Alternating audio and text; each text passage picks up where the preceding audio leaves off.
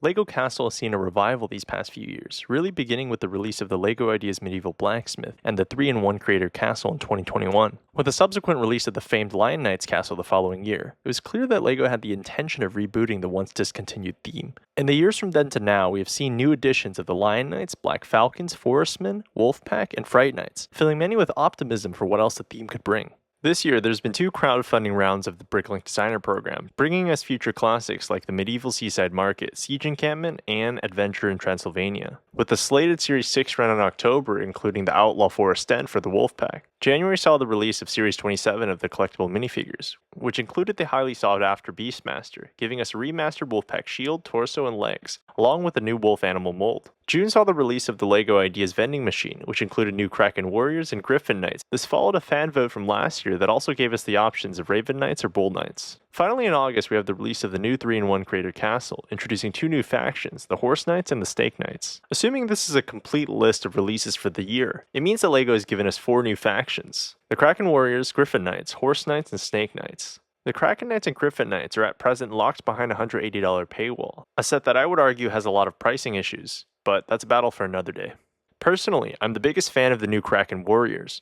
They're a breath of fresh air, keeping with the general design of LEGO's other knights while finding avenues to differentiate itself. I'm already seeing different ways fans are using the parts for their own versions, like this one which uses the Atlantean Guard / Ocean Master helmets. The circular shields evoke the Viking aesthetic, and I think are a nice change from the triangular shields and long shields that are common across Castle. And while I likely won't be building out the Horse Knights, I think their distinctively paladin-like look will make them a fan favorite with time. I appreciate LEGO putting in the effort to have 2 distinct torsos for them like they did for the Lion Knights, giving us more options for personal customization. I'm also a fan of the Snake Knight torso. It's nice to get a new set of black torso and legs that fit in with a medieval setting, and I'll be sure to use them for my other characters within my castle world. Now for what I'm not a fan of. I personally don't like the introduction of the Legend of Zelda style shields for the Griffin and Snake Knights. They remind me of LEGO's Duplo style shields, and look a bit goofy with the sharp point at the top, and in my opinion don't fit in well visually with the rest of LEGO Castle's aesthetics. Not to mention they come with the disadvantage of not being able to be held flat against a minifigure. I'm also not the biggest fan of the Griffin Knight. While I know many have said the opposite, something about the look just makes me feel like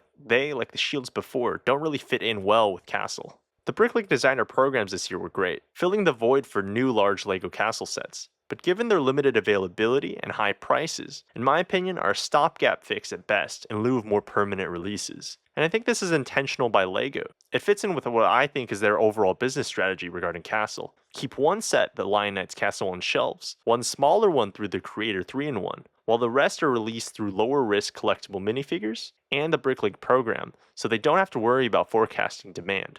The strategy is disappointing to me to say the least. A redesigned Black Knight faction was hinted at 3 years ago in the instructions of the Lion Knights Castle, but 3 years on, nothing's come of it. So what would I say about the overall state of LEGO Castle in 2025? We're in a bit of a gap year. LEGO is drip feeding new factions and has released one mainline set.